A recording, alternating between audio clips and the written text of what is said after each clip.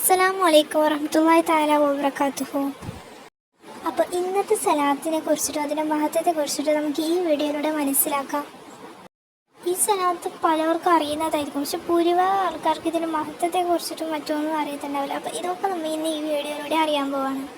ഇപ്പോൾ ഫസ്റ്റ് നമുക്ക് സലാത്ത് എന്താണെന്ന് അറിയാം.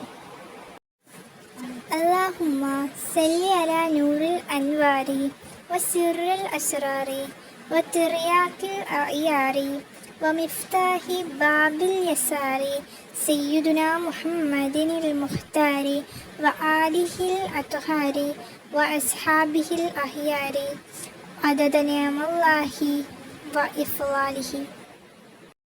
മേൽപ്പറഞ്ഞ ഈ സ്വലാത്ത് ഖുതൈബുൽ ഖുതാബി ശൈഖ് അഹ്മദ് ബദവി റളിയല്ലാഹു എന്നിവരുടെ സ്വലാത്താണ്. ഈ സ്വലാത്ത് എല്ലാ ആവശ്യങ്ങളും ഉദ്ദേശങ്ങളും നിറവേറാനും ദുരിതങ്ങൾ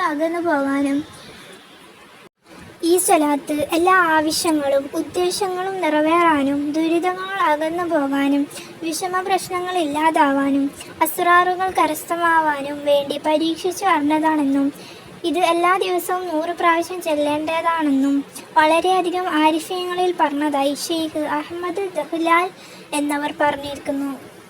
ഇൻഷാ നമുക്ക് വേറൊരു സലാത്തായിട്ട് വരാം. അസ്സലാമു അലൈക്കും.